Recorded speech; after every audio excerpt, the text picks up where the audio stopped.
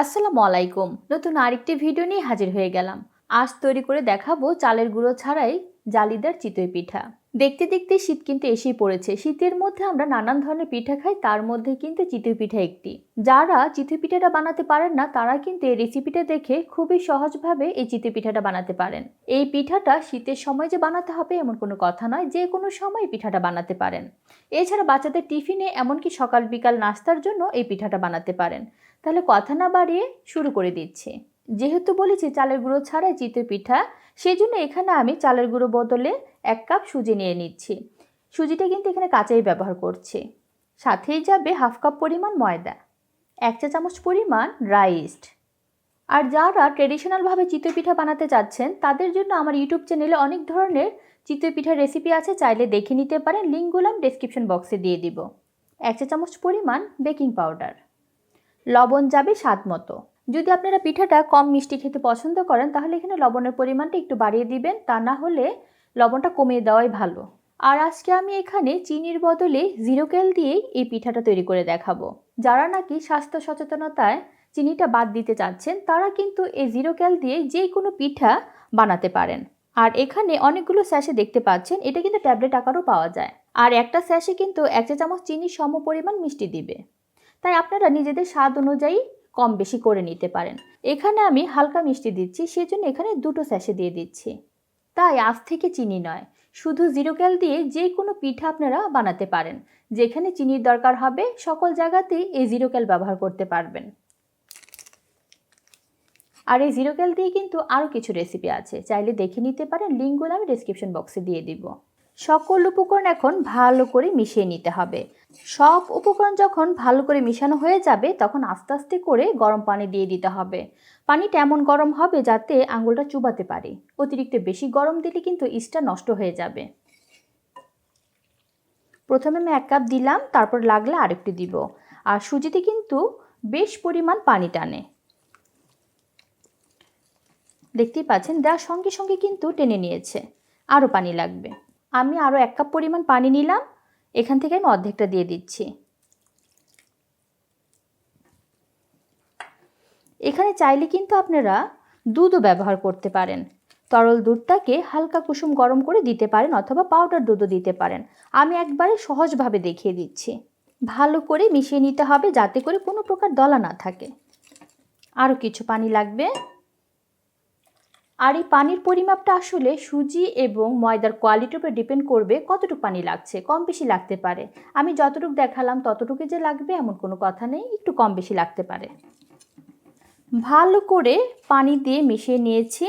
আমি এতটুকু ঘনত্ব রাখতে চাচ্ছি, পরবর্তীতে যদি আর একটু পানি লাগে পরে দেওয়া যাবে, এখন আর দিব না। এখন যেটা করতে হবে, ব্লেন্ডার জারে হালকা একটু ব্লেন্ড করে নিতে হবে। তাহলে আমি দুবারে ব্লেন্ড করে নিয়ে আসছি। সম্পূর্ণ ব্যাটারটা আমি ভালো করে ব্লেন্ড করে নিয়ে এসেছি। এখন একটা বোলে ঢেলে নিচ্ছি। আর একটু ঘন হয়ে গেছে, আমি এতটুকুই রাখতে চাচ্ছি। একটা যখন বানাবেন তখন কিন্তু বুঝতে পারবেন পানিটা একটু লাগবে কি না। তবে আমার কাছে এই ঘনত্বটাই ঠিক আছে, আমি দেখিয়ে দিচ্ছি। এটাকে এখন আমরা 10 মিনিটের জন্য এভাবেই ঢাকনা দিয়ে রেখে দিব, তাহলে আর একটু ঘন হয়ে যাবে। তাহলে 10 মিনিট পর সরাসরি আমরা চুলায় চলে যাব। 10 মিনিট পর পিঠা বানাতে চলে আসলাম। আর যখনই বানাবেন দেওয়ার আগে ভালো করে একটু ফেটে নিতে হবে। আবারও আমি ঘনত্বটা দেখিয়ে দিচ্ছি, ঠিক এরকম হবে। অতিরিক্ত বেশি পাতলাও না আবার ঘনও না। অতিরিক্ত বেশি ঘন করলে পিঠাটা মোটা হবে আর পাতলা করলে ছড়ে যাবে। এখন একটা ডালের চামচ নিয়ে নিয়েছি যাতে করে সব পিঠা একই সাইজের হয়। পিঠাটা যখন বানাবেন ননস্টিকি ফ্রাই প্যান নেওয়ার চেষ্টা করবেন, তা না হলে কিন্তু উঠতে যাবে না। যেভাবে আমরা প্যানকেক বানাই ঠিক সেভাবে বানাতে হবে। প্যানটাকে আগে ভালো করে গরম করে নিতে হবে, তারপরে চুলার তাপটা মিডিয়াম করে দিতে হবে। প্রথম 2-1টা পিঠা ছিদ্র কম হতে পারে চুলার তাপের কারণে, তারপরে ঠিক হয়ে যাবে। ফ্রাই প্যানটা ভালো করে গরম করে নিয়েছি, এখন চুলার তাপটা মিডিয়াম করে দিলাম। এখন এক এক করে দিয়ে দেখাচ্ছি। এই পিঠাটা বানাতে সময় খুবই কম লাগে, এমনকি ঝটপট হয়ে যায়।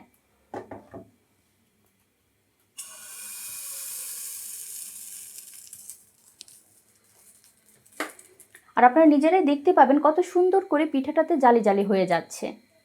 দেখতেই খুব ভালো লাগে। নিশ্চয়ই খেয়াল করেছেন কত সুন্দর করে জালি জালি হয়ে যাচ্ছে, আর এটা কিন্তু ঢাকনা দেওয়ার কোনোই দরকার নেই। চিতই পিঠা হতে যেমন অনেক সময় লাগে, এটা হতে মাত্র 1 থেকে 2 মিনিটের মতো সময় লাগতে পারে।